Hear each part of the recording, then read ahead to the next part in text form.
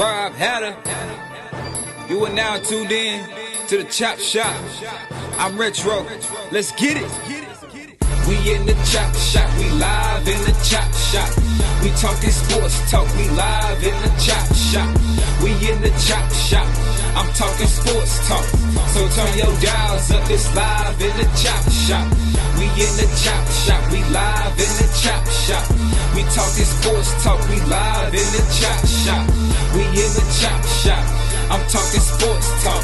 So turn your dials up. It's live in the Chop Shop. Yeah, it's lit in the Chop Shop. Turn your dials up in the drop top. They ain't based in debate, but they keep it facts straight. Going 30 for 30. Let's do a first take on Facebook Live from 12 to 2. Rob Hatter and Jim Hicks going back and forth like Carter Ray and Skip Bayless and Stephen Smith. From on the court, off the court, straight to the field. Not a man that steals, but I made it steal. To the octagon where I fight to kill. We go face to face, then you write your will. I don't play tennis, but I bring the racket. I'm on the floor, I attack the basket. Put you in the casket when I'm overlapping. Never showing mercy, cause I'm always snapping. Never showing mercy when I'm in the arena. Step into the ring, he hit me as I beat him. Step into the court, I'm never backing down. Killing competition, I'm smacking down. Let me get back to the other stuff at the Chop Shop, cause they cutting up. It's Retro coming to you live to the Chop Shop. Now let's turn it up. Yeah, we in the Chop Shop, man. Shout out to Jim Hicks and Rob Hatter. You can catch the Chop Shop live from 12 to 2 on Facebook Live. Let's get it. We in the Chop Shop. We live in the Chop Shop. We talking sports talk. We live in the Chop Shop. We in the Chop Shop. I'm talking sports talk. So turn your dials up. It's live in the Chop Shop. We in the Chop Shop. We live in the Chop Shop. We talking sports talk. We live in the Chop Shop. We in the Chop Shop. I'm talking sports talk. So turn your dials up. It's live in the Chop Shop.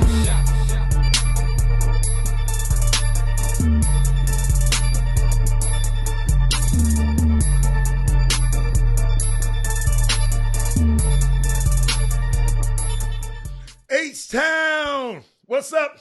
You know what time it is. It's time for the best 120 minutes of your day. The Chop Shop, the nation's #1 urban sports talk show, and also your midday sports happy hour. Yours truly, Robert Hatter, alongside Jim Hicks. He's in the screen, but he's just not on the screen yet. He'll be in shortly. I'm going to click him in short. I'm waiting on him to pop in the window. But hey, y'all, we got a great weekend. Guess what today is? I promised Miss Angie, Miss Ashley Jones that this is Jack Yates Day. You know, they got a record of 15 games in a row, scoring over 100 points a game. They're tied their own national record. I am so proud of them. We're going to talk about them today. And we're going to, guess what? I saw something. The XFL came in with high expectations this weekend, y'all. I think the expectations were not only met, they were succeeded. I don't know if any of y'all watched some football, XFL football over the weekend. I got a chance to watch a little bit. I remember when the AAF, they started their games, I think last year, whatever. It didn't have the bang like these guys out having. But y'all, I want to take a shout out to right now to Stephen A. Smith, man. I remember him when he used to cover the Sixers a long time ago, because I used to be in Philly whenever Orlando Magic played against Philly, Allen Iverson versus Penny Hardaway long time ago. I used to always be there, but I used to see this guy a long time ago. Now, he went from covering the Sixers when I met him, and tonight he's doing a live post-game show. Last night, at the Oscars, man. Whoever had that ingenious idea of putting Stephen A. Smith on the post-Oscars show, I salute you. I was so proud of him. Good afternoon, Carla. I was just so proud of seeing it. What I did, I didn't watch the Oscars. I taped stuff, and then I go back. Then when I click back over, I saw Stephen A. Smith, one of sports' most revered sports anchors, the highest paid sports anchor at ESPN. And he was hosting the post-Oscar show. Y'all need to go back and take a look at it. It was kind of cool.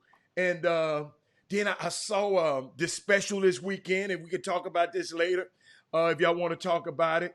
It's about the black quarterback. They call it the year of the black quarterback. You know, it was unbelievable. You had to go back and take a look at it. It was narrated by, I think, Justin Reed. You know, they had Deshaun Watson. Deshaun Watson said some interesting things. All you, you know, the guys who support Cap, Deshaun Watson say he don't talk about politics. He don't talk about religion. It's a no-no to him. What do you think about Deshaun Watson now? Deshaun Watson said he don't. In other words, I'm not standing up for them causes and mess my money off. What you think about that? And then I want to go, before Jimmy get on, I want to talk about a little Black history. You know, it's Black History Month. You know, it's really Black history every day to us. But thank you, Lionel. We're going to talk about that. But I just wanted to share something with you. I saw some yesterday talking about Black history. This is a living Black history legend that I want to talk about today. And Andrew Young, you know, because we talk about a lot of our powerful Black heroes who gone on to be with the Lord. You know, we talk about them sometimes. Sometimes we don't talk about their living. Andrew Young is living Black history. You know, he was at Atlanta church yesterday, and he was just talking about how, you know, they brought the Olympics to Atlanta, 1996. I was blessed enough to be at those Olympics. If you go back, you remember Penny happened to play in those Olympics and had a great time traveling all over the country with, you know, where they worked out at in Chicago, you know, getting prepared for the Olympics. But, you know, Andrew Young is a civil rights pioneer, ambassador, mayor. I mean, he just was he was one of the guys that was with Dr. Martin Luther King on the bridge. Not the bridge, but on the balcony when he was assassinated. You know, he's a champion of public policy, he's a political lobbyist. But sometimes, y'all, we don't appreciate the people that sacrifice for us while they're alive. And I thought about all the contributions they made. He told a story, Kevin Freedman and Walter Yates. He made a story. Okay, we'll talk about Deshaun Watson in a minute, businessman. But he told a story about the Atlanta airport. I didn't know this. Troy Callahan, Kevin Freedman, Desiree Benson. He was talking about. He said, check this out, y'all, because we live in Texas, and y'all help me out this. He was talking about it, and I haven't fact-checked it yet because I just got this information. But he said 50% of every dollar made at the Atlanta airport is made by someone that looked like us, you and I, Pam Hill. Y'all fact-check it for me. I haven't had a chance because it's just hot off. 50% of every dollar made at the Atlanta airport is made by someone that looked like us. Now that explains why Atlanta got a lot more Black millionaires than supposedly us. So that might explain some of this stuff. Okay. Then excuse me, male and female, Pam and Carla. Male and female. This Andrew Young gave me this information yesterday morning. Atlanta also is the world's busiest airport. And guess what? It didn't cost the taxpayers any money to build because of the when Maynard Jackson in the beginning when they sought out to build the airport, they wanted to make sure they didn't want to go to Washington for the money, and they didn't want to have to tax people to build the airport. So what they did was design the airport so that it pays for itself. I don't understand that yet. Like I said, I haven't, and I'm a study it. But this airport, and if anybody that's been to Atlanta and understand this dynamic that I'm talking about, it just blew me away. Maynard Jackson and all of them guys. The airport makes over $50 billion every year. Charlie Pride and Mindy Collins. And this is what I found out just yesterday morning. 105 airplanes take off every hour at the Atlanta airport. And it connects Atlanta to the world. I mean, it's unbelievable. Then they talked about the Olympics. When the Olympics was held in Atlanta, the Olympics actually made money and put money back in Atlanta's coffers. And people like us, look like us, made a lot of money. So I just like that. Let me tell y'all something.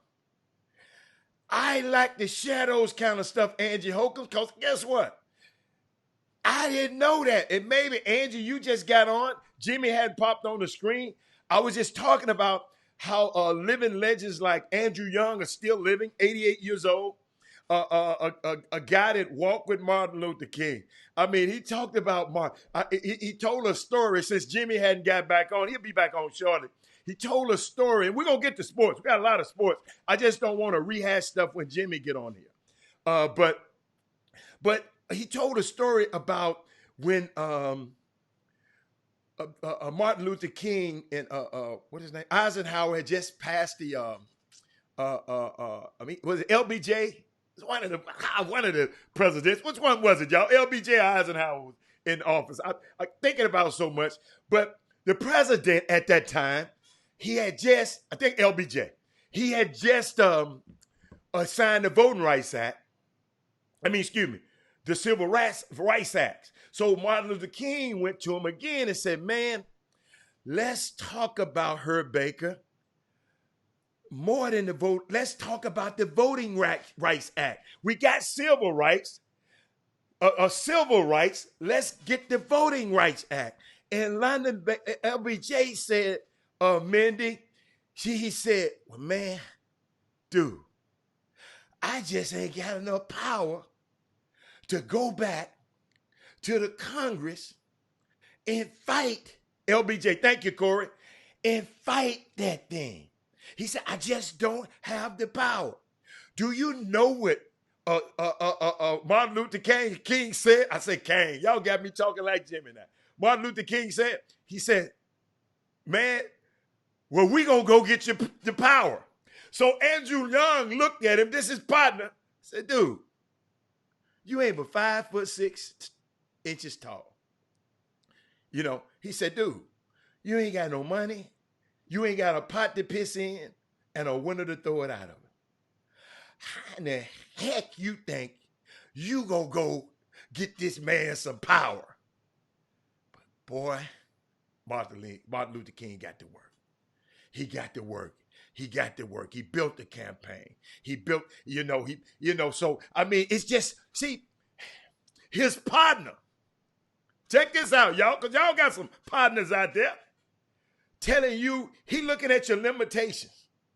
Man, you ain't but 5'6". You ain't got a pot to piss in, the window to throw it out of. How you are going to come and talk about some power that you're going to get a president of the United States to help him move the Voting Rights Act, because the man just helped pass the Civil Rights Act shortly before. So it's just so much stuff, man. Black history, y'all. Andrew Young, the Atlanta airport. Let me tell y'all something. I can't wait to go study it. But guess what? Jimmy always says sometimes we got to give people their flowers before they pass away. So shout out to Andrew Young. Shout out to Atlanta Mayor Maynard Jackson, the strides that they made in Atlanta, and he said I got some more work to do. He said cause we got to. He said when he first came into office, Jimmy, talking about Andrew Young, Atlanta didn't have but a million black voters in that area. Now in that area, not just Atlanta, but the surrounding area, is 7 million. So the power, he said we have to build. He said we got to duplicate what we did in Atlanta all over the country. And so, hey, y'all, so when people telling you what you can't do, don't listen to them. Because guess what? You can. But Jimmy, what's up, man? You back? I'm going to click in the screen now. Let me see. There you go. Yeah, you're in the screen. Man, I just gave a little Black History moment that we can share. That stuff that I didn't even know. Andrew Young happened to show up at a great church down there in Atlanta yesterday, and I got some of the inserts of what he was talking about. He didn't preach. He just talked about he's living Black history. So I wanted to give him his flowers while he was alive. So what you got going on? You know it's Yates Day today. I dubbed it. I know I didn't talk to you about it, but Angie, let me tell you something. Ashley and them, I doomed today Jack Yates Day. What you got, Doc?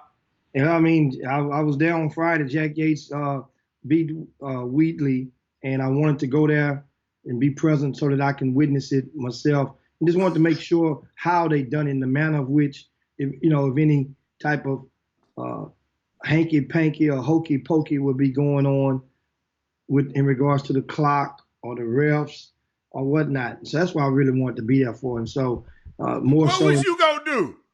No, I would be able to witness it and get my own side of version of what, if anything, went down. Remember, we had a referee who called the game from Yates a week and a half ago, who had confessed on the Chop Shop live that the ball went out of bounds and there was time still remaining, and he did not even give Yates the ball. So, little bitty things like that is not. That's not within the confines of the rules. So anyway, I want to tip my lid to Coach Lonnie Reynolds, because he sent the statement out well in advance. And Coach, that's Kobe, y'all. So y'all hear him in the background. Man, Kobe, I'm gonna kill that dog. He messing up my sound, but keep guess going. what? You got to deal with Sandra. That's her baby. Boy, she done fell in love with that puppy. I'm telling you. It's 11-week-old English Bulldog, guys. She named him. She received him on Sunday, February the 26th.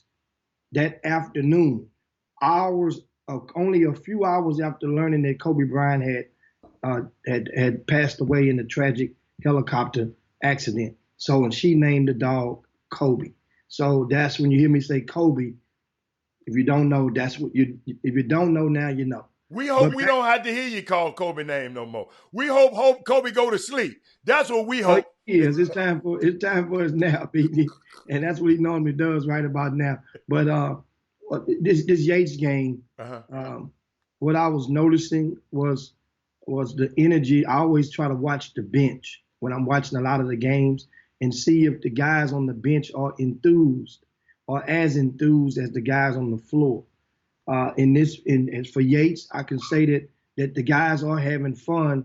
I'm not talking about in the manner of which scoring 100 points, most teams will have fun. But the thing is, the HISD did resort back to the rules, the original rules, whereas the clock would run if the lead reaches 50 points, and it will stop at the free throw line. And so that enabled, in other words, it was good sportsmanship. And Wheatley Wheatley only had about 8 guys in uniform. I was really like shocked at seeing only about 8 players suited up on the varsity for Wheatley High School. And they did the best that they could, hung in there. And however, Yates was just, this Yates team, yes, Yates is the favorite to win state. Silsbee High School, if you didn't know, they got upset on Friday. Silsbee is the team in the same region as Yates that that a lot of that. I mean, we all expect to be the team that they would play in order to go to state out of the region. However, let me tell you something. Silsbee finds themselves in a hard situation right now. I'll explain to you why. Their district that Silsbee's in, they lost to a team called Hampshire Fannett. Hampshire Fannett wasn't even in the playoff picture. I mean, they were as a hopeful, and they were in 5th place. They were a game or so, 2 games out of the playoffs. Well, Silsbee lost to this team. Now Silsbee has to play a team, Hardin Jefferson, who's their arch rival. Well, they play on, I think, Tuesday, tomorrow. The loser of that game will have to face, possibly in the playoffs, will possibly face Yates in the 2nd round. You got that? In the 2nd round. Lamarck, right? Lamarck with Jordan Ivy Curry, if they proceed, which they pretty much are 2 games ahead, they would face Yates or Silsbee or Hardin Jefferson in the 3rd round. All those guys, once again, whoever loses between Silsbee and Hardin Jefferson, that game they will be lumped in the side of the bracket with Yates. So that's what's at stake on Tuesday. So if Silsbee want to go and say, well, we don't care what side we be on. We don't care. It don't matter to us where we are. Well, if that's the case, go out there and lose that game.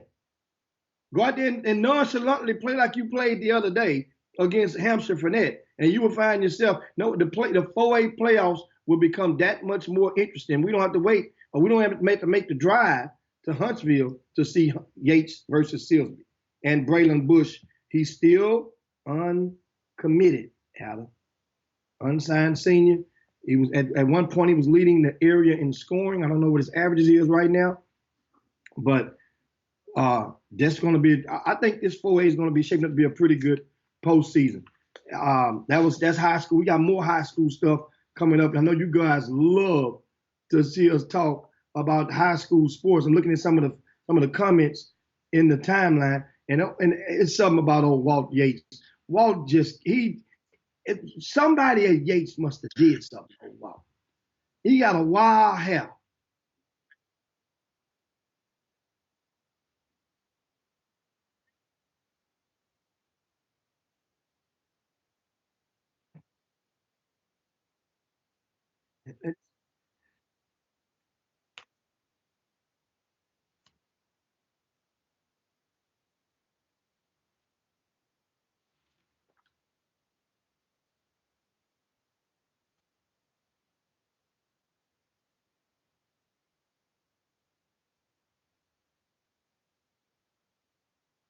I mean, that's and so once, like I say, on the back nine, we'll talk more high school sports. And don't forget, guys, it's still time. You got questions to submit to our mailbag about recruiting.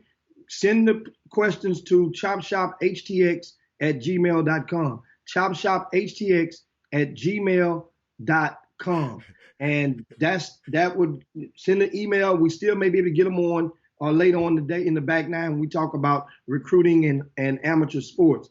Also, this weekend, what's happening? I went down to the Hill and to check out the rematch between 2 teams that were tied for first place in the SWAC, TSU Prairie View. I got a chance to go and check it out. It was, as expected, a sold-out crowd down in Prairie View. They had stopped letting people in the building. It was a line outside the building for people that were waiting for the opportunity to have a chance to get in. Sold out. Great atmosphere. I tip my lid to whoever was in charge of the halftime dancers and entertainment. That was a great gap to fill. They had people standing outside, couldn't get in, Jim. Yeah. Had no chance of getting in. You just standing there. I'm like, what y'all? In my mind, I'm like, I don't know what you're standing out there for. You can't get in. It was a fire marshal type situation. And as expected, that's what I explained earlier about whenever these two teams play, TSU and Prairie View, one team will normally the SWAC schedules the first meeting during the gap between semesters. So that means one team will not get the full allotment of home court advantage with the crowd, with the students, and one team will. I know who can get that done, Jimmy, now.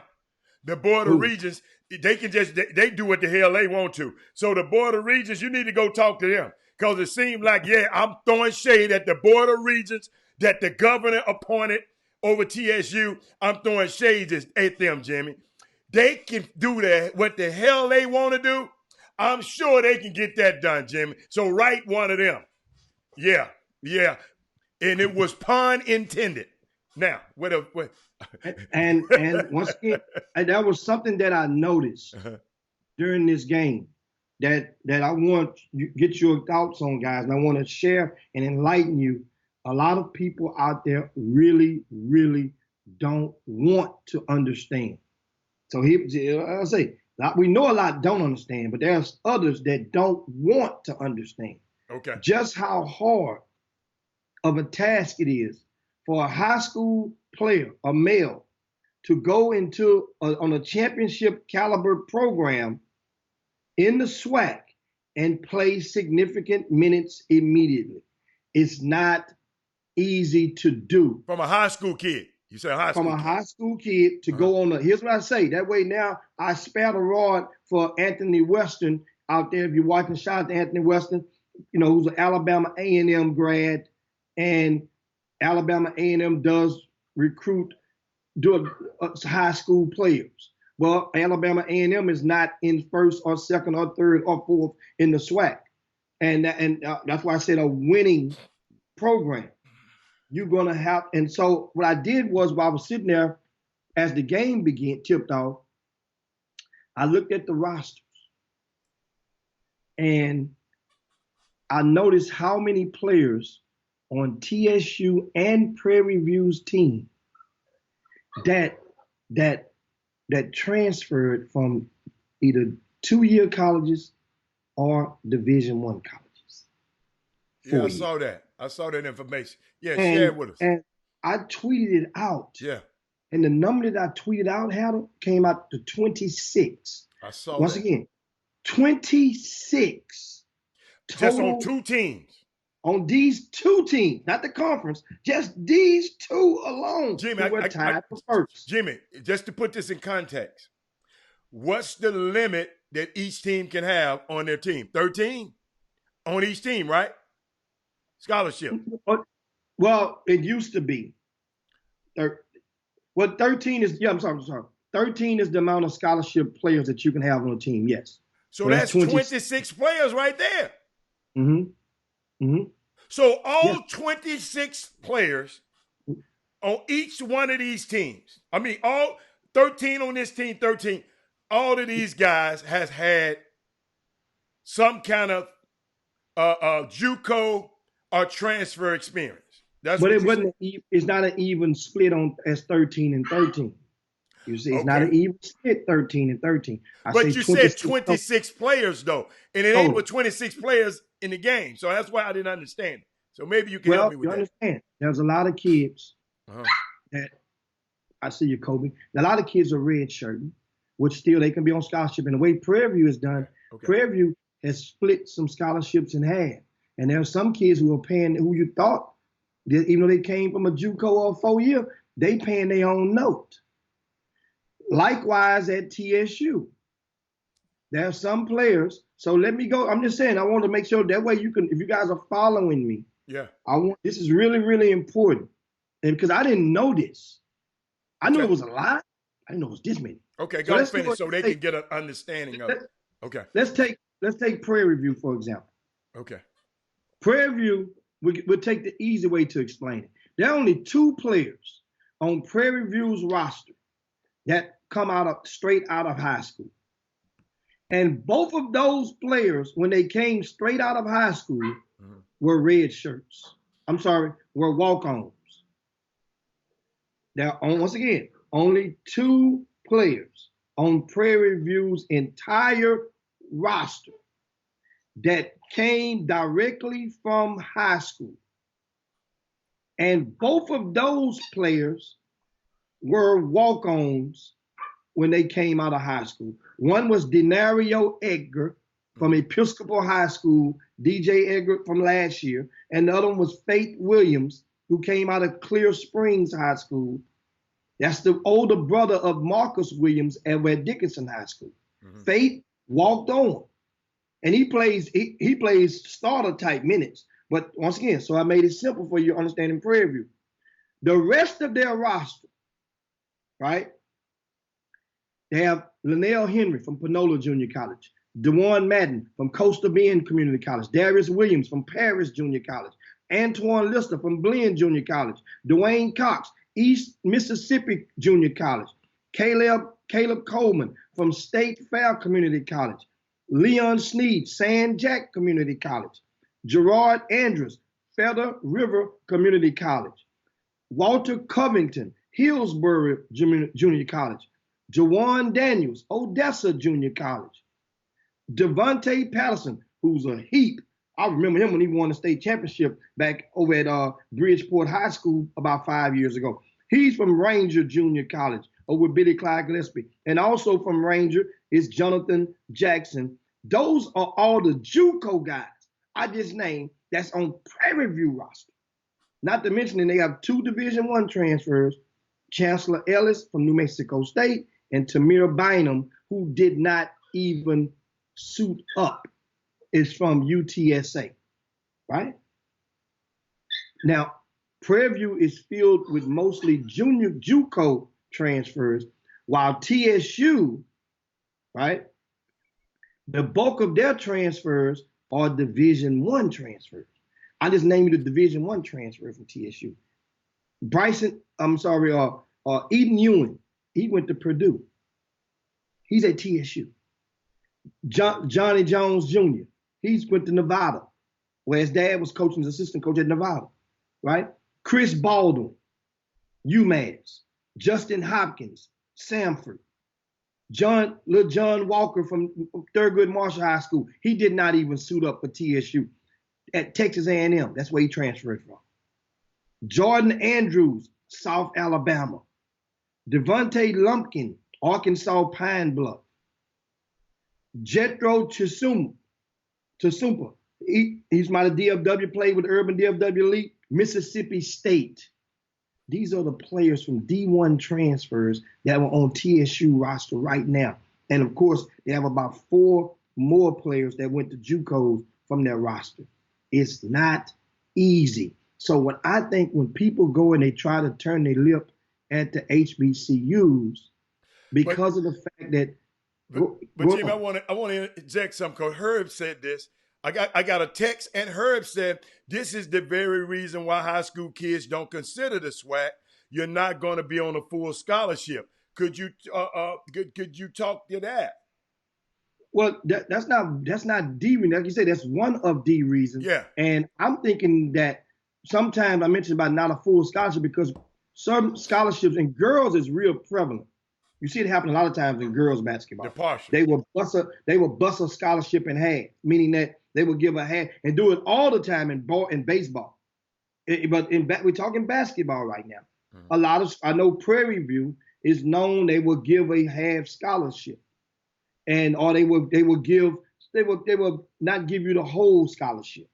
But at the same time, that's a good thought, Herb, and a good and as far as the one of the reasons why some of the players, I think that the lack of understanding of the potency of what you're going against is one of the main reasons. And that's where I guess the frowning comes from, because a lot of people, you talk to those coaches, meaning, for example, we're not talking about an unsigned senior who has nothing left for nobody else. Now all of a sudden you want to go and think about consider TSU. Sure, you have nothing on the table. Yeah, you're going to consider them now. We're talking about that kid in the 10th or the 11th grade. That's a recruitable student athlete that you see Byron Smith or Johnny Jones and either of their staff members going into the gym and they're recruiting or attempting to recruit, just like, understand something, just like other schools come and attempt to recruit, TSU or Prairie View don't even get a sniff from, in most cases, from those players. When it comes to the seriousness of, let me give them a serious chance. Meaning I give them a visit. And at some point, that's all you ask for is the opportunity to get some of those guys to seriously give it an open mind to consider it. I'm not saying go there. You do whatever best for you. Because if you're looking for opportunity to play and you're a high school player, we just showed you the numbers. It ain't likely you're going to get it at one of those type of programs. It ain't likely. You think I'm joking? You think of a player right now as an unsigned senior who you think in the state of Texas that could go to TSU or Prairie View and play significant minutes next season. You see what's going on now? So now I understand. I have no problem understanding. You understand, but they don't understand. I got a secret text. How about all of these people went to junior college you was talking about, right? You name all those JUCO guys. Did they go to junior college because they didn't have grades, or they didn't have the SAT or the SAT? What's the most cases? Because somebody just asked me, because you call junior college a lot, junior college. They just weren't prepared academically to get in a university yet. Well, I can tell you one easy way to tell how to. That's a good question. I'm gonna tell you how. If you guys are ever looking at a roster, and one way to tell, this is the PV roster right here, and here's one way to tell, right off the hand, off the cuff. Mm-hmm. For every kid, remember the Prairie View had 1, 2, 3, 4, 5, 6, 7, 8, 9, 10, 11, 12 junior college transfers on their roster from Prairie View. How you can tell is look at the ones, if they have sophomore, then they went there 1 year. If they're a junior on this roster, then all likelihood is that they had to go to junior college, because if you go to JUCO and you're a non-qualifier, you must graduate from the JUCO before proceeding to the Division I. So now, if I look on that roster, out of those 12 guys, how many do I see from the JUCO that has sophomore or freshman? Because you can be a red shirt. You see, a red shirt freshman on that roster. As it stands out, mm-hmm. 0. So all likelihood, I'm going to go on a leg and say most, if not all, 12 of those JUCO guys were 2-year, went to JUCO. So they had to go and graduate, because if you were a qualifier, you can go for 1 year or something. And you would have had sophomore. I got you. Okay. All right. Say no more. I like. Okay. That was a good question. In most cases. Yeah. And that's the way. That's a good question. And I'm looking right now, and Jeremy Cunningham said, whatever happened to the guard that played alongside Carson Edwards at Atascocita? I think his name was Greg. Yeah, that's Greg Shedd. That's Jimmy's best friend. Shedd went to junior college. And remember, this was a young man who on the front side of social media, and he went and went, I guess, became what they call it, Instagram model. Instagram model. That's what he became. And attempted to juggle with the high school, with the college basketball career, but he began to make money off of his videos and his social media. Not real money, but good college money. In a different types of level. And he couldn't put the priorities in front, the education in front of that. He had that in front of the education. So he ended up transferring or whatever to another school, and his college basketball career fizzled out. And that's what happened to Greg Shedd. He could have, I liked it. He was tough enough to make it to the Division I level. And that's what happened to a lot of guys. I mean, remember, in this stuff, you could be and we all have been prone at some point in time, you can either be the turtle or the rabbit in this game. And understand, you can be the rabbit But that don't mean you're gonna finish that turtle might finish that finish line first. And so now we got looking on the boom boom in the boom boom room. You guys come on, make sure if you're watching right now, be sure to share the show on this great Monday around the country. Wherever you are, share the show to your timelines right now, and as well as your family and friends.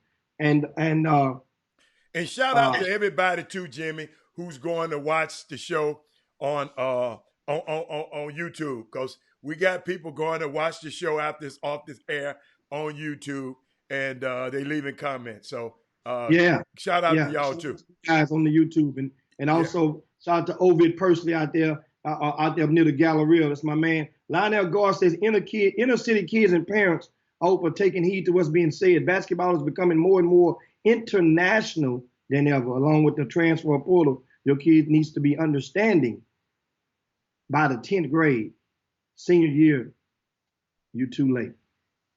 It's true. I mean, just people got by the 10th grade in your senior year, you got to be what? Understanding by the 10th grade, need to be trying to understand some of these stuff we're saying, the recruiting, how to, like, a little bit of logic as far as how to interpret a roster, like we just said, or what's kids in the 10th grade. Understanding and being good enough. They got to be good enough. They good enough. They're gonna make it happen. So if they, well, that's the thing. Even if they're not good enough, they could be misled by the person that's influencing them, because they don't want to break their heart. Remember some people out there still live by the old adage: don't kill their hoop dream. You're not trying to kill their hoop dream. You're just trying to point them into the direction of reality, so they won't be sitting there wasting time thinking that bus is going to come to a Power 5 school or to the Division I school that you want to go to. Just because you say you want to go there, they're supposed to come and recruit you. Don't work like that. And what I've learned and what we've learned and what we try to portray on this Chop Shop is that athletes basketball players are terrible at math. They don't understand that the math equation, how many people trying to get that particular spot. And I love to bring up this story what Chris Walker always said. I mean, I think it's just one of the greatest stories in the world. He, behind his office, a college coach, in his office behind his desk, he got a big number 8 of McKinley singing behind his desk. Just got a big 8 behind his desk. And he was just talking about and the guys come in and ask about what that 8 mean. And he said, man, when you come to college, man, 8 by 8 of y'all playing. McKinley Singler, you can 8 by 8 of y'all playing, man. You better make sure you one of these 8. Because 8 by 8 playing. 8 by 8 playing, sir. And then Jimmy comes and give it to me and text it to me so eloquently on text. And just he sent me just a cryptic tweet, y'all. He just sent me a picture of a box score and said, "What jumps out at you?" And what jumps out at me, don't but 7 players play. That 8 might get in for 2 minutes. Man. I mean, I'm not trying to kill your dream, but be prepared academically and be prepared skill-wise, so you can have, Jimmy, a great college experience. Jimmy, dude told me a story yesterday. Coach after they lost SMU back in the 90s. I hope that wasn't back there when Stephen Woods was back there. A player who played for him. He said after winning the game, the coach got the dry erase marker, Jimmy, and just went in a circle on the board. Round and around in a circle, just one circle. Round in a world, right. Jimmy, he said he went round in a circle until the dry erase ink ran out. He just went round and round and round. And then they talk about what that big old mean. He said, 0 of y'all are going to have a scholarship next year on this team right here. SMU, Mark Graffenreid, he was on the team. He said the coach said 0 of y'all This how many of y'all gonna be able to come back and have a scholarship next year on this particular team. Dude, that's how bad it is. I know everybody, Jimmy, and I just love, these coaches are so good. Jimmy, they recruit you, boy. You think, boy, you got your chest stuck off. Hey, man, I'm blessed.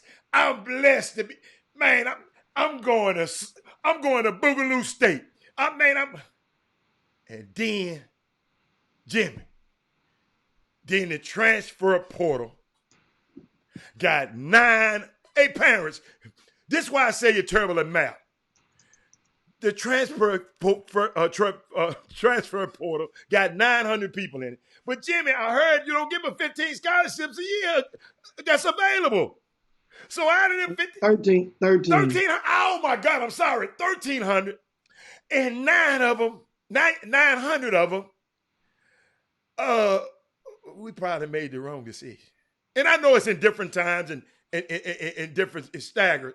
But Jimmy, it's amazing to me how we just don't understand math. Now, what was you about to say? I'm sorry. Well, I want to correct you. Yeah, it's 15 available. I thought you meant 13 per team per year. But yeah, you're right. Roughly 15 available nationwide. Just okay. On the Division I. But now they've changed that, Hatter. Remember we talked earlier to one of the coaches, and remember they modified the rule. It used to be you couldn't sign more than 3 kids in 1 year and 5 in 2 years, every 2-year span. But the NCAA has relaxed that rule to whatever you do, you only can have 13. So you get it how you live, and 13. So that's where it is now with the schools, and we got. I mean, it's so much. Yes, want to answer a quick question real quick in the Boom Boom Room. Ricky Scott says, what time? He asked about the Hightower game. The Hightower Shadow Creek game tomorrow. The underclassmen games are being played today, Ricky Scott. Yeah. In order to help alleviate some of the potential overcrowding, which it is going to sell out. And that's the thing I tell people all the time. Just pay attention. We are having sold out games. Yeah. Every week in Greater Houston. That's great. That's good, Jim. And people think, well, I wish we can sell out these games. I wish we have crowds like that. I wish people can go. Guess what? It's working. People are getting off the couch, especially in the rerun season we're in right now, and they're going to games. Right. And once again, if you're winning, people will reach in the ashtray and forego an ice cold Colt 45 to come and see a ball game. They'll forego that. If you're winning, if I know the product and think it's going to be worth my time and money. And that's the thing about that. And also, one of the questions we have is another topic that's sad, but we get right into it because it's something that it leads into a serious discussion. And that is Shabazz High School, Malcolm X Shabazz High School up in New Jersey. Mm-hmm. This junior varsity team was 0-15. Mm-hmm. Hadn't won a game all season. Mm-hmm. They had recently came home from a loss on the road the other night. And there's video surfaced where a few of the players jumped the coach on the ground, kicking him, trying to stomp him. I mean, hitting this man as though with full-fledged malice. Now, I don't know what the coach said. I don't know what the coach did. I don't. However, the athletic director of the school has released a statement in saying that all of those minors who are involved will face criminal charges. So that we do know. They're not going to turn the other cheek on this, because no matter what the coach said, the element of respect was compromised, meaning that respecting the elder. If that coach, let's say if that coach said something about your mama, your daddy, how it goes is you go and you let your mama and your daddy know that this coach said that. Or you pull out your cell phone and you tape him if that's permissible, and you take that to your mom or your dad. If that was something that was done. But in this situation, 0-15. That means it's a JV team. So obviously, put it like this. This was the JV? The JV. They mean they can't be that good, because if they were that good, they'll be on what? They'll be on what? The varsity. That good. I ain't say they wasn't good. And if you were good, you wouldn't be 0-15. So these players get home from another loss, jump on the coach. And I mean, this is in New Jersey, guys. Happened over the weekend. Video went viral. Because you know one thing about a squabble. Nowadays, there will always be that one person who has the shortcut to the video. They don't have to go like me and you had it. We got to open it up, go to the photo, to the camera, open it up, then slide the thing over the video. Then I know how to shortcut now, Jim. You got a shortcut? Yes, sir. Somebody need to show me how to shortcut. I mean, they have one button, they go pow. Yeah. Play video on it. Yeah. And some of them got one button, they go straight to the FaceTime Live. Remember, it happens before. Yeah. In shooting situations. But I mean, what do we say? What do some of you guys have to? What are your thoughts? But Jimmy, on this, I think about it.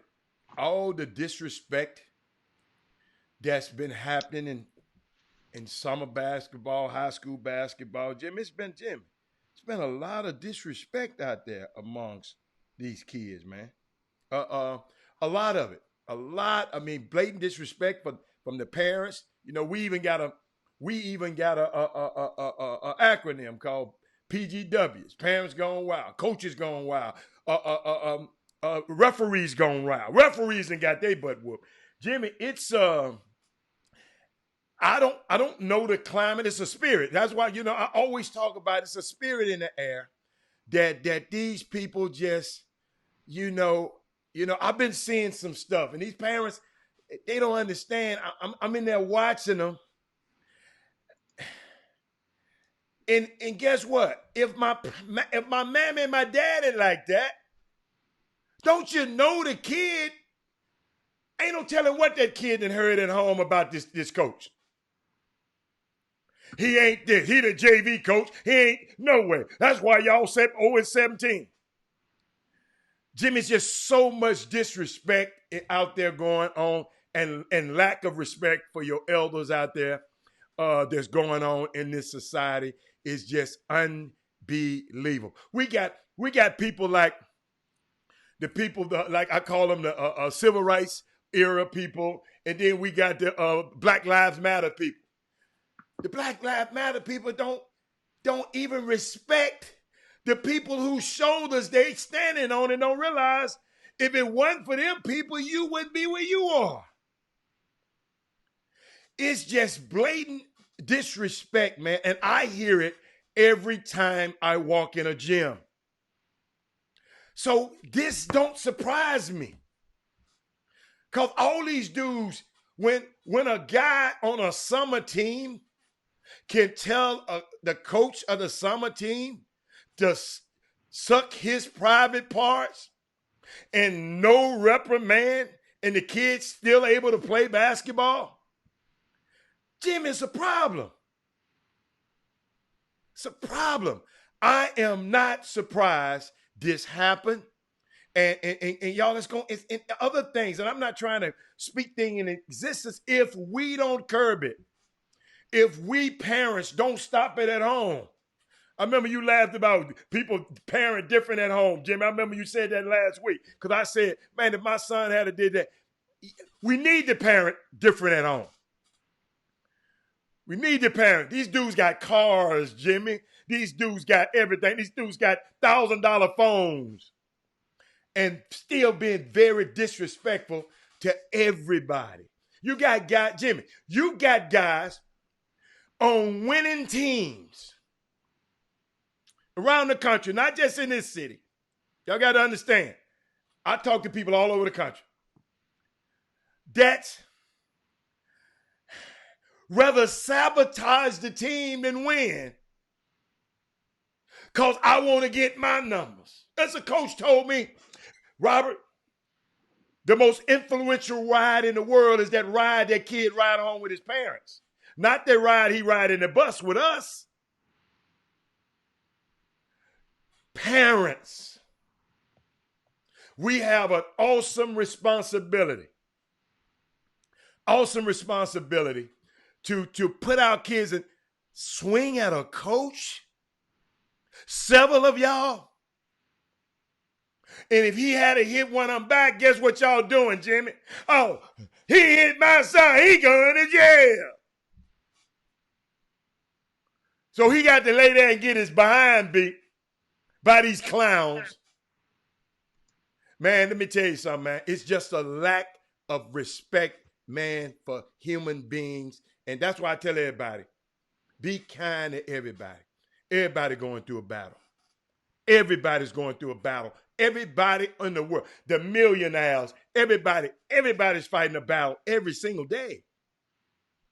So that's, I mean, Jimmy, I didn't even know you was going to bring that up. I mean, that's a sore subject because I walk in these gyms and I hear, and Jimmy, the coach told me, Rob, I can see guys wide open and a guy won't pass him the ball, right? And Jimmy, and the coach said, I said, Coach, why could that happen? He said, man, you never know what's promised to them at home. Look, Johnny, if you get 12 points today, if you score double figures today, guess what? I'm going to buy you some. You follow me, Jimmy? This kind of stuff, I know you saying, what? Man, this kind of stuff going on, man. So it's that's a sore subject to me, and I just would love to right said Robert, who's to blame for them kids having nobody to blame? No, Jeremy, no. Don't blame. Buy your kids whatever you want to buy them. I bought mine. He had one too. Yeah. So buy them. I'm not telling you it's nobody's blame that you can buy your son $1,000 phone. I'm just saying these kids got all of these advantages, but still lack respect. So if you lacked in respect, I would take away these advantages. You can't drive this car. You can't have this phone. You know, sometimes you got this consequence. Jimmy, did we talk about this? Daryl Morey, when he tweet, you know, we talk about, well, it's a free country. We can tweet whoever we want to. Yeah, boss, but it's consequences when you do one of them tweets. My son, if you go out there and do something to one of them guys or hurt a coach or do something, coach, it's a consequence, my son. That son should have been so scared to do that because he knew his daddy was going to tear his head off when he got home. I ain't saying his daddy gonna do it, but he should have been scared to do it. So that's it, Jimmy. I'm sorry, man. My bad. Now, I want to add. I mean, it's happening. That's what you. I mean, and want to add to the topic about the players who jumped on their junior varsity coach up in New Jersey. One, reportedly, the coach on the bus ride back to the school. Some of the players were, according to a statement that was released from one of the news stations in New Jersey, that the coach was trying to intervene and prevent some of his players from an attempted bullying act against another player. And they turned on the coach, according to one of the reports. If that is true, then, I mean, I understand it's a simple assault. It's an aggravated, I don't know if they're going to call it aggravated, but it's an assault. Now, the thing is, these guys are on JV. Normally, JV players can't be 12th graders. So that means I'm going to feel it's safe to assume that these all are minors.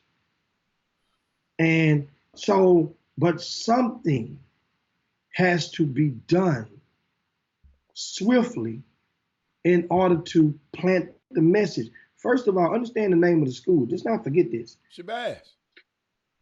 Malcolm X Shabazz. Shabazz High School. So you know the stereotypes are coming from all angles across on the other side of the track. Well, they're going to do that anyway. They're going to do that anyway. But they've been fighting at baseball games. I'm not worried about how they thinking. I promise you, I'm not worried about how the other side thinking. I'm concerned with what would make a young man, several young men, get off the bus and beat their coach up. Jamie, I mean, something has got. I'm just looking at the mindset, and we keep playing around with this stuff. What I keep telling y'all about mental illness, and it ain't us. No, coach made him mad. Coach might have said somebody's mama. Man, let me tell you something. Go tell your mama. The man been coaching you, taking out his time to coach you the whole year. Y'all been planning on whooping him for a while, seemed like to me, Jimmy. I'm just thinking. I'm saying, I'm just trying to figure out in my mind. I want to know. I'm going back in my history. I had no coach. I feared every coach with reverence. I feared every coach that I ever played for with a reverence. Like, if he tell my mama, I'm in trouble. These guys evidently said, I don't care. So, I mean, I don't know, man. Hey, what y'all think? Yeah, it's horrible, but what y'all think? Because guess what? Houston, as crazy as some of these kids are around here, Jimmy, if you can tell a coach to suck your private parts, you know what's coming next. If he can get 4 or 5 more to help him. Jimmy, if he was that mad at that coach, Jimmy, I just don't understand the coach. I promise. I don't understand. These kids, man, you can't say nothing to them no more. You just can't. But it's sad, guys. I mean, that's, I'm seeing what Mindy Collins wrote about a player at the Angleton game at Hightower, and a boy got on the court and told somebody to, like you said, a while ago, suck his private part. Yeah. They like that. Well, I mean, understand something. It's a way to clamp down on it. But however, it has to be consistent, at least from your standpoint.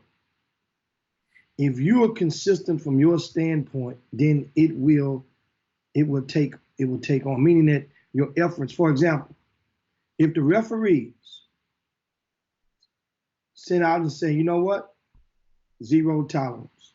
If we hear the cuss word, that's what's going down. I'm giving text, coach, starting this season, I don't care if he talking to himself and he just says, damn, Ted. Eventually, what's going to happen is it's going to extend the length of the game from all those texts. But eventually, especially at the high school level, that's 2 shots and the ball. But Jimmy, they might want to beat the ref up then, Jimmy. Well, that's all I understand. So now hands on deck. That means every one of these games. Like I went to that Yates and Wheatley game the other night, Adam. I counted 12 officers that I counted. 12 were on duty. And I'm not saying it's not, we're going to be safe and sorry. We never know what could happen. Of course. But those guys, here's the thing. Like when I'm assigning some of my officers at my events, I always let Marjorie know, hey, look, if they ain't trying to work, let them sit this one out. Because we want one officer to be on, have us to be working. You're going to come, if you're having so many games, sooner or later, it's going to be a time when you may have to go and diffuse a situation. But if you're working and you're paying attention, your system is in place, then you can help diffuse it too.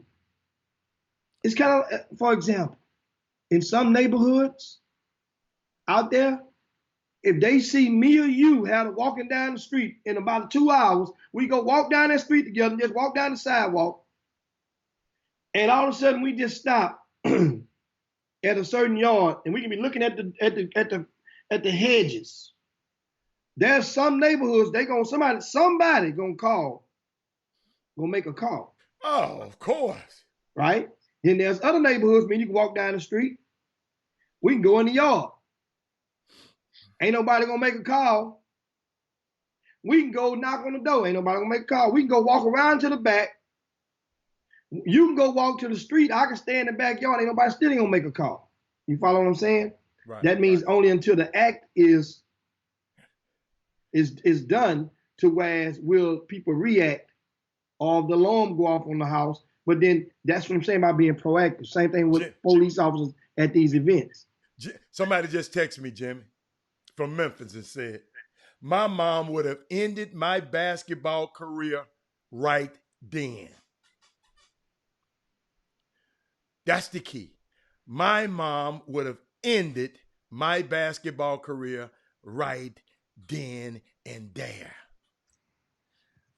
Mom, we shouldn't be over here coddling and coming to the sideline when your son. I mean, it's just unbelievable, Jimmy. I mean, we got to figure out a way to save our next generation, cause they really having problems processing the way life really works. And somebody just said they're candidates. They're fitting themselves for orange jumpsuit soon.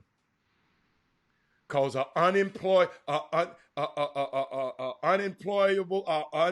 unmannered kid become an unemployable adult. Mm-hmm. And if you're unemployed, you're gonna do something to get you some money, Jimmy. And guess what? You might cost you your freedom. So it's all.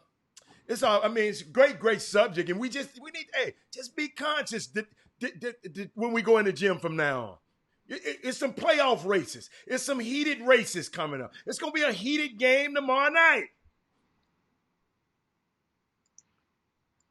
High Tower, and what's called heated game.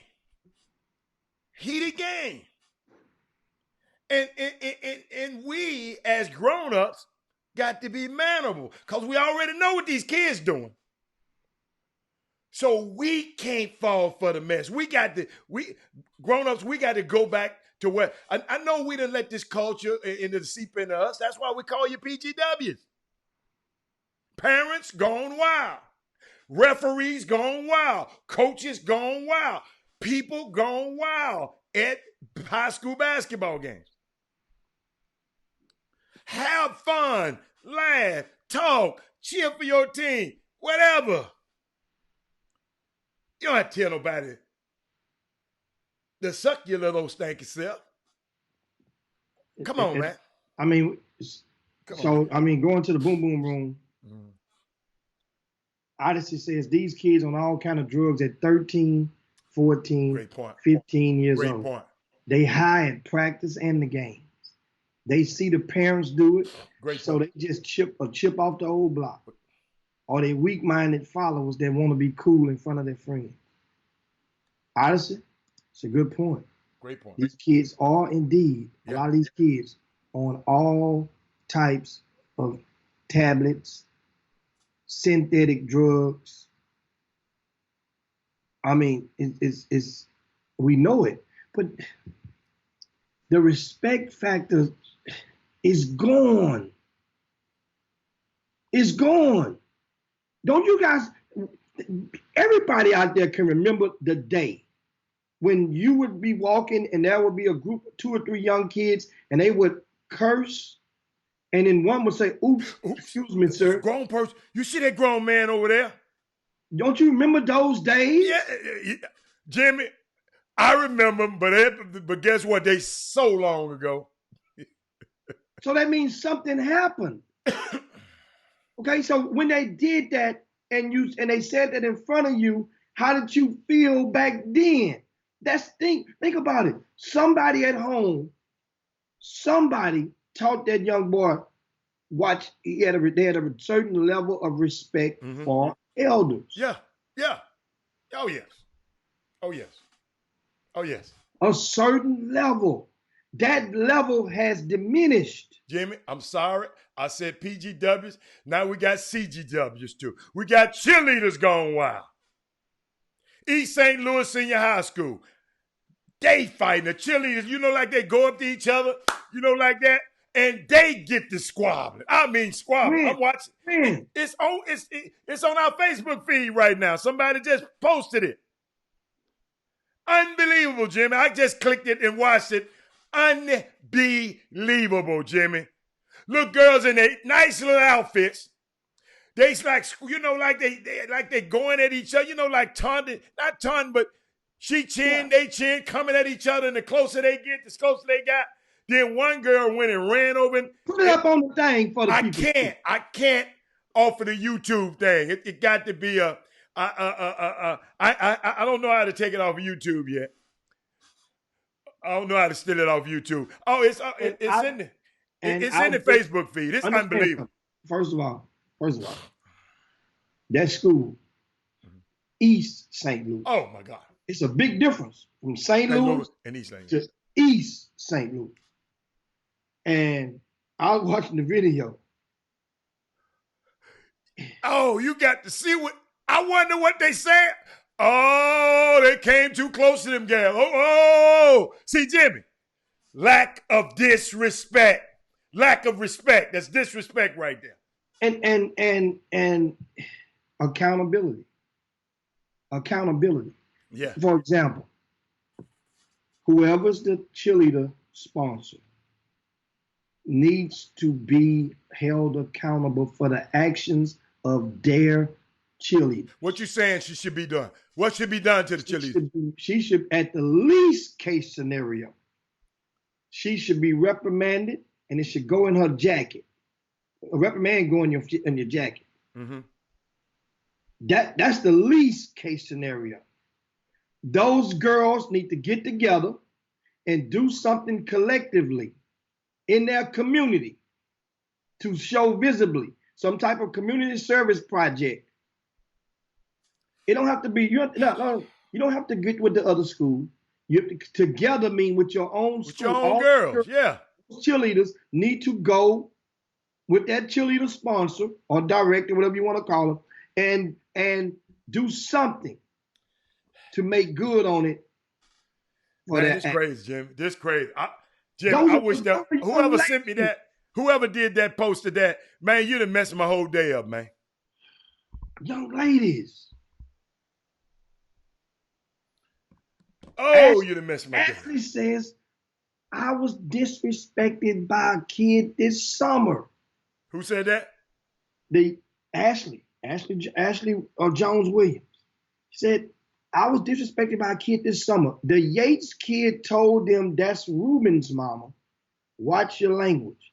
The player said, I don't care about her, and continued cussing. Listen, Ashley hit the player and said she's an adult. The player said so. Understand? That player said, I don't care who she is. Yeah. Yeah. Yes, sir. And you know what I think? You know what I think? See, here's one of the things. In a lot of public schools, you gotta understand something.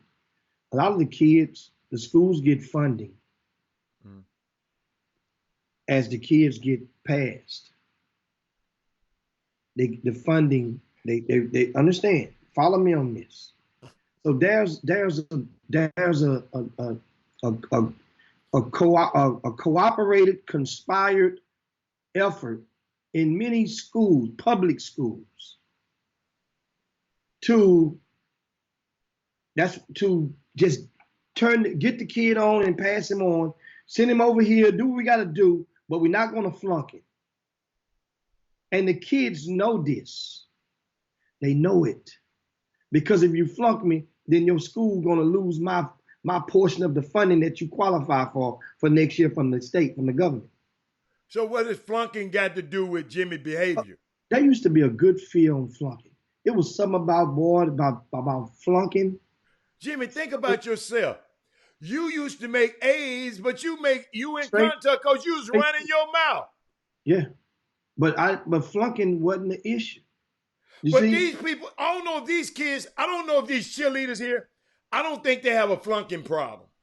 They got some other kind of problem. Jimmy, I'm telling y'all, let me tell you something, man. You have got to be some kind of mentally, maybe I just grew up with so much, like I said, reverence and fear for my mama. I just couldn't. If a grown person said it, my butt get tore up. You know all that. I know my baby ain't. My mama gonna sort it out later. If that woman had to come embarrass me, and get what she tell me, Jimmy? I said, Mama, you could wait till I get home. She said, you embarrassed me there. I'm tearing your ass up right there. Excuse my language, y'all.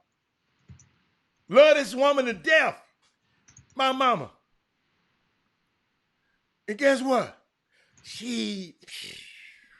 Man, I was so scared. I'm telling y'all, I used to tell the principal, hey, man, y'all with me. Please don't call that guy. Please don't call her up here. For real, Jimmy, don't call her. Man, I was so mad. How did your mama? Oh, my goodness. Everybody know her. Even the people on the street that we lived on. He doing something wrong. Oh, you don't have to say nothing. Just tell his mom. So that, Jimmy, thank God, that kept me. I just didn't want to hear her. That's why I didn't do nothing crazy. I did not want to hear her mouth. I didn't want the wrath of my mama. My dad passed when I was 12. He was nice. I don't remember but nice things and good things about him. Mama, oh, no. She bad. She in the Mama Hall of Fame. All them mamas y'all talk about Muddy and all them. Yeah, right there. But that, Jimmy, we can go on and on, but we're going to revisit this, but we always talk about it's a spirit that's going on out here, Jimmy, and we got to fight the spirit. If we keep trying to fight it physically and get on the kid, this kid, they need some help, man. Mental illness. And I'm not saying, y'all got to understand, it just can be a little imbalance. Because if people doing something that normal people don't do, that means something might be wrong with them. I know we don't like to hear that. My kids ain't crazy. My kid, no. Hey, something might, some kind of chemical imbalance. And Odyssey helped us. They got a lot of different chemicals in their body, Jimmy, that we didn't have in our bodies too now. So it's all good. Yeah, man. I mean, you can pivot to whatever you want to. I love the comments coming. And of course, I'm looking, Cecil Dutton says, how did he know a story where a high school coach had a fight at halftime in the dressing room and still let the kid come out and play in the second half? I believe it.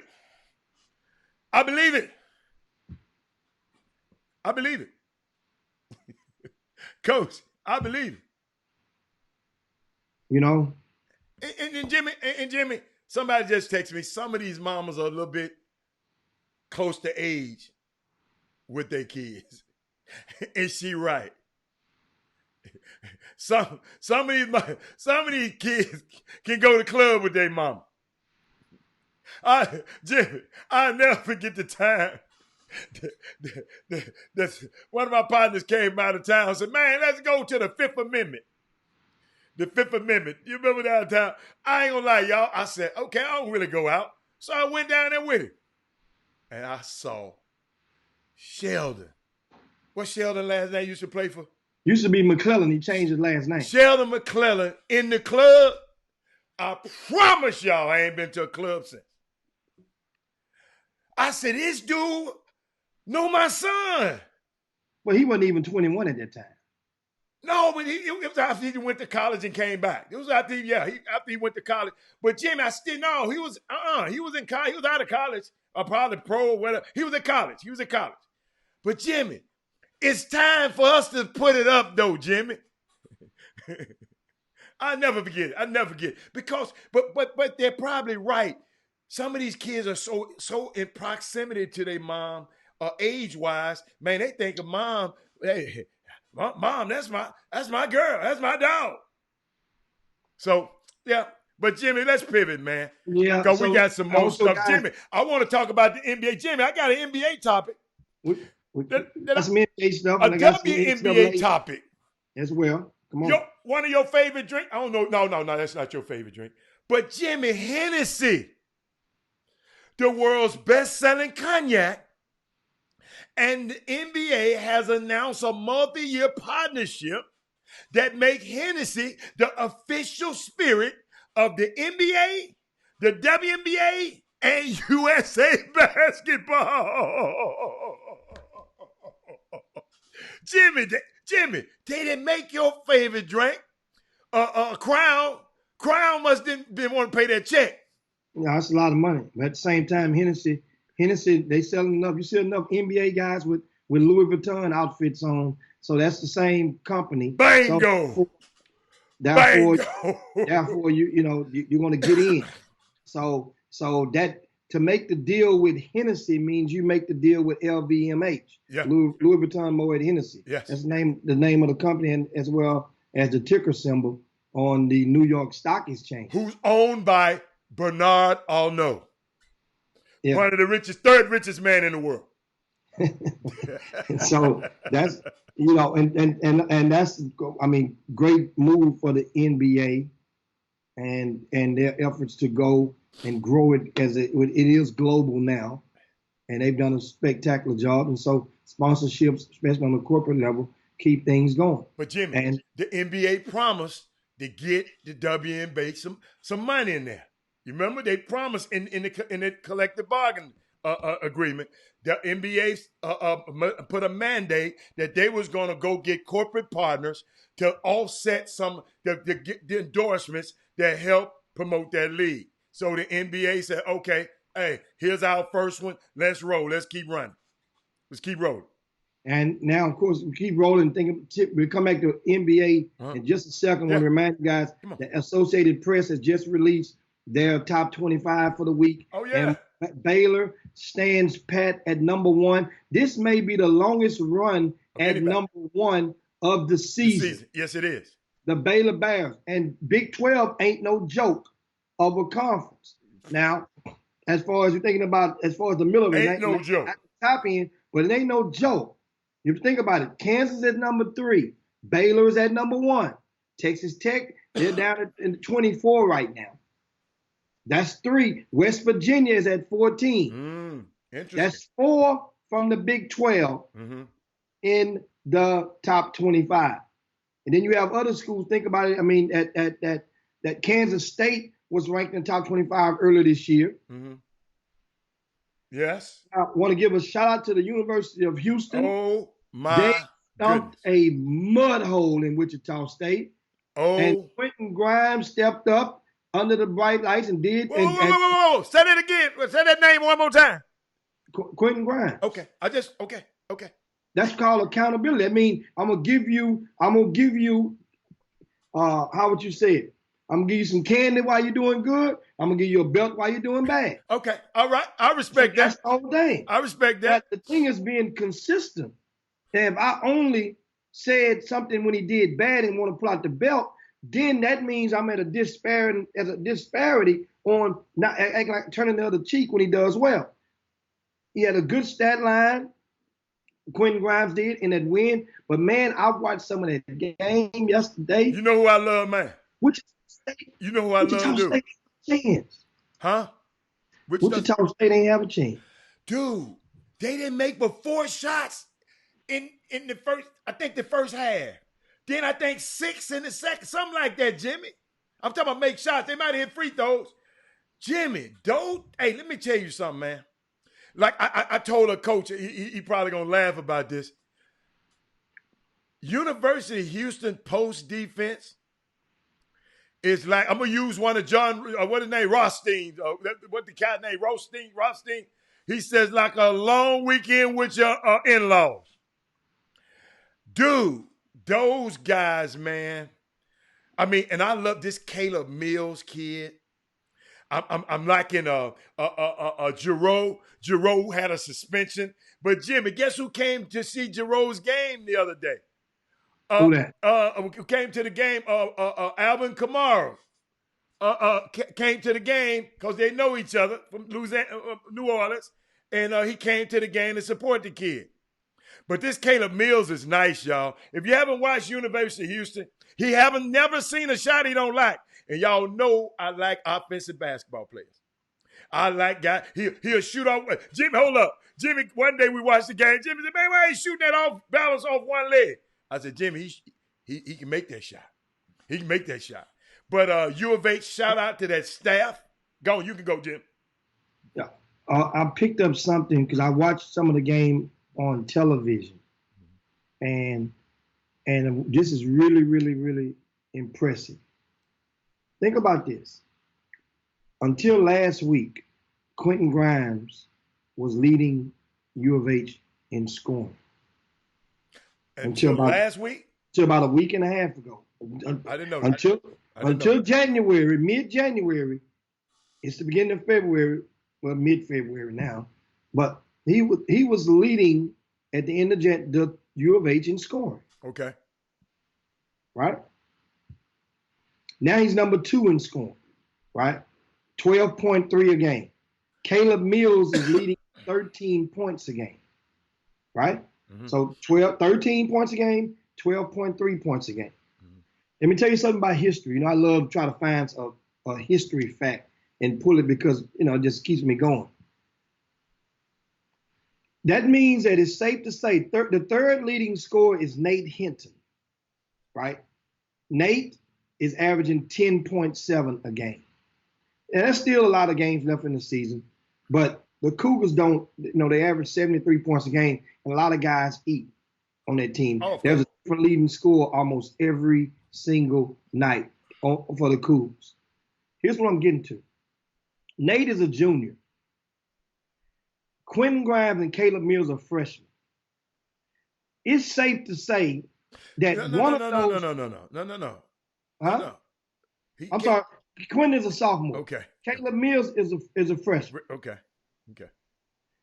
It's safe to say now Caleb Mills comes off the bench and leading the team in scoring. Pay attention to this, guys.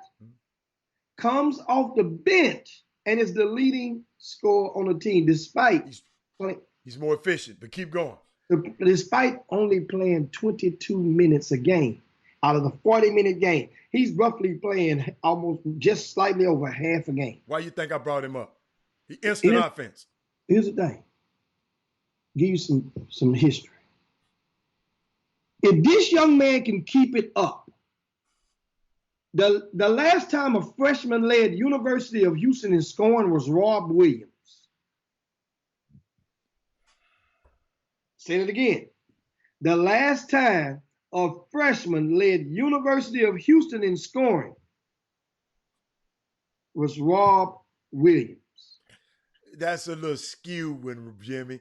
That's a little, I know what you're saying, but that's a little, see, that's why I tell y'all, you can use stats, but Rob Williams was a phenom, man. I mean. He hadn't surpassed, understand, Caleb Mills hadn't surpassed whatever Rob's legacy. No. I'm just saying you bring that up, but you can use these numbers to paint any picture that you want to paint. No. Understand, the number is the number. We're not talking about how many points he averaged. It's the fact that you are leading U of H in scoring, coming out the bench. Guess what I can come back and say? Well, Rob was a true freshman. Caleb Mills is a redshirt freshman. Rob, understand something. Still, there's not been a freshman. That's what they're saying. Of all the freshmen who came through this program, that's what that's telling you. None of them have led this program in scoring. Jimmy, you know how I am, because I didn't like the Ben Simmons thing. You go through a whole year of the NBA, and then you're able to be Rookie of the Year. Then when you're a redshirt freshman, it's just a little. I got a different standard for you if you'd have been through the system as a freshman. So, but I understand your fact, but it's just a little skewed though, because Rob Williams was one of the most phenomenal freshmen in the country and in the world. This kid right here, Caleb Mills, if you don't, a lot of people don't even know who he is. Understand something. As a freshman, Rob Williams was an integral part of the Phi Slamma Jamma. It became in making as a result of their success during that season. Didn't you tell me Rob Williams is one of the best players in history? Ain't he in your book? He comes with a certain cachet. This kid don't. Understand something. What you're saying is the book isn't over yet. Okay, put it like this. Let me go on and just get. No, I ain't talking about the book over. I'm talking about. What if this kid take U of H and they win a national championship this year? Isn't he still a freshman? What if U of H wins to get to the Final Four? That's not going to make me, Jimmy. No. That means now this young man will elevate his stats and be like, oh snap, this dude here. It'll be U of H, but it'll be like, and you don't know what's going to happen the rest of the season. We're not saying that comparing him to Rob Williams. We're comparing him to every other freshman that's came to U of H since Rob Williams, Adam. That's what I'm saying. That means everybody that's came there nobody has led them in scoring since. We're not saying this guy is the equivalent or greater than Rob Williams. We're saying that everybody that's came before this young man, Caleb Mills, nobody has led them in scoring as a freshman. Yeah, and guess what? Just like you said, the season's not over yet. It's not. It's not over yet. And of course in the boom, yes, Kenneth Lofton says Sasser. Sasser is playing good minutes. We talked about him last week. Sasser. And I hope you guys paying attention. University of Houston. I think the only player on this team, Adam, who's playing in significant rotation minutes is Chris Harris. As a senior, is Chris Harris, right? If I'm not mistaken, Chris Harris. So that means this U of H team, virtually everybody comes back. Virtually everybody comes back next year. Wow. They're not the only team out there like that, but just understand, you acknowledge it when it's there. And you're thinking, some people out there thinking like, well, man, I might want to transfer. See if I can go to you. I might go to some of these kids, and you see when the freshman, what they call it, the freshman report comes out on RCS Sports that Doug comprises each week. And there's a kid that you might say, well, oh man, he's at this school, he ain't playing a little bit. He might, so-and-so might want, he probably come on home to U of A. No, they can't use you right now. That's not, you just can't dictate where you want to go. You might go to Rice. you might, that's the thing. One of the and speaking of the weekend, once again, I can't say enough shout out to the Cougars of U of H. Oh yeah. Twice this season that they have beaten Wichita State by double digits. Did you see the Greg Marshall's face? Greg Marshall, the coach. Because he's oh my God, I don't even want to talk about him on live TV. But yeah, I'm so glad he got beat. And that conference right now, U of H is all alone in first place in the American Conference with a 9-2 record. And my school, Cincinnati is second at 8-3. Tulsa is third, even after losing this weekend. They're 7-3. Memphis and SMU are tied, which SMU currently holds the tiebreaker over Memphis in the 4th slot. In 6th is Wichita State. UConn and South Florida are tied for 7th. And That conference is. Remember, I said it earlier. I'm expecting for 4 teams to get in, 3 for sure from this conference, but 4 teams from the American Conference can get up in there, get in the dance. And you think about it, how many teams from the Big 12 are going to probably get in the dance? I don't know. Baylor and Kansas are in. And Texas Tech, they're locks. They're in. Baylor, Kansas, Texas Tech, they're in. Who else from the Big 12? So Texas Tech's a lot at 24 and 15 and 8. What if they go on a losing streak? Well, if they go on a losing streak, how they'll be in conference play. I mean, so they'll drop out if they 20. They'll drop. They should be locked because you got to be. They should be. They should be. Yeah, I mean, you got to realize you're talking about. Remember now, Texas Tech. You're talking about they beat West Virginia this year. They beat Louisville. Remember at the beginning of the season, Louisville was number 1. Right? Also, to their credit, West Virginia's in, right? West Virginia. Did I say them? I didn't say them? No, I didn't say them. So it's 14. West Virginia's a lot. Now that's a lot. Yeah. That's a lot. Yeah. That is a lot. Now, don't get it twisted now. All Texas Tech has to do, if they beat TCU, Oklahoma State, Kansas State, and Iowa State, Oklahoma, that's their next 5 games. So Oklahoma ain't got a shot. I'm saying you win 4 of those 5. I said Oklahoma as a team. They got to win the conference, the tournament. They got to win the Big 12 tournament. But if Texas Tech that's their next 5 games. If they win 4 of those 5, or at least 3 of those 5, they're in. Because the last 2 games are against Baylor and Kansas. I'm just sitting there looking. Some teams have to win the conference. I'm looking at Colorado and Oregon. Where is Arizona, Jimmy? Arizona. All that cheating they doing, Jimmy. Where they at? They were ranked earlier. They fell out. Yeah. LSU creeped in there. I mean, LSU dropped down to number 25. And they were up higher. They lost. They choked that game off against Auburn this past weekend. I'm just so proud of the Baylor Bears, man, and their coaching staff over there. I'm glad LJ chose them as a school. I know he got wearing his little Baylor shirt. Real proud right now.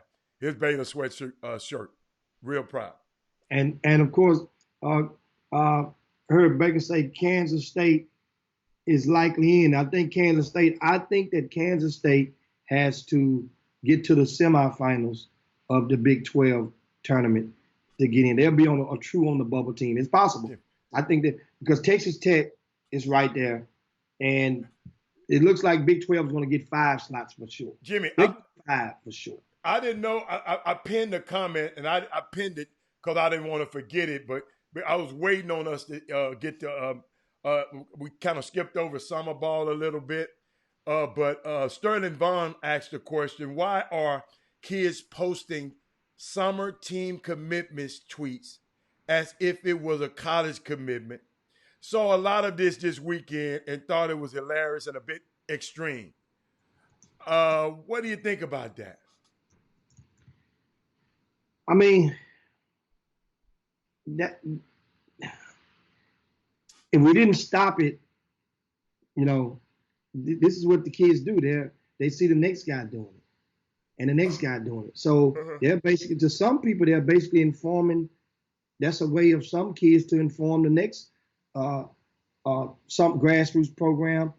Hey, I've made my decision. This is what I'm going to do. I haven't been looking at them. I haven't studied a lot of them. You understand, guys? I've really done a super job in 2020 at, how would you say it, not allowing myself to be addicted to social media. And so in doing so, there's a lot of things that I've been going through and just unfollow them. Meaning that, so I mean, if you're not a lot, and I strongly encourage a lot of you guys, if you're sitting still, getting at the airport, waiting on the plane, waiting in line, sometimes go through that. There's a lot of people you might have followed 5 years ago that don't have no bearing whatsoever on your life. Don't know them, didn't know them in the first place. You follow them because they might have said something great, and then you want to keep up with them and haven't said nothing else, or nothing else popped on your timeline. So that's what a lot of the things so I hadn't really paid a close attention to the young people, but I have seen one here and there. Yes, I have in recent days. And I just think, I don't know if it's a bit extreme. It's just the manner of what they're saying when they're making any announcement. If it's some type of extra video, but if a kid's saying, hey, look, I'm going to play with this team, and, I don't have a problem with it. And I really don't. I really don't. You guys make sure you're watching right now. Share the Chop Shop to your timelines. It's that time of the show, and with your friends. And we'll pivot. That was something else that happened out of this past weekend that I happened to watch yesterday for maybe about 10 minutes. But I got a chance to see something that I was like, and I told one of my partners, I say, man, I like that. And that was the XFL, and it happened to be a challenge while I was actually watching. And sure enough, a lot of people written about it, and it's made conversations all morning. But I saw it when it happened. I said, wait, if they can do that, then the NFL can do this. That means they put a camera feed live in the head official's booth. And you as the fan got a chance to listen to them interact directly with the referees in real time. Of course, it might be delayed 8-10 seconds, but in real time on that show. And it was magnificent on how they interpreted the call. And the guy got the message and got it relayed, told the guy, okay, now smile for the camera. And he smiled, referee. I mean, that black guy, the head ref, on that one game I was watching, did a super job.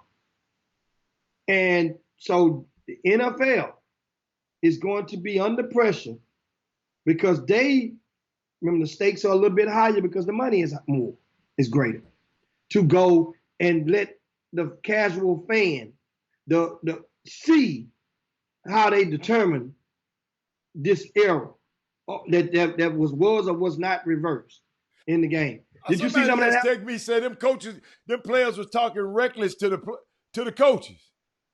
Really? Yeah. On the XFL, I think they're talking about XFL. They wasn't too.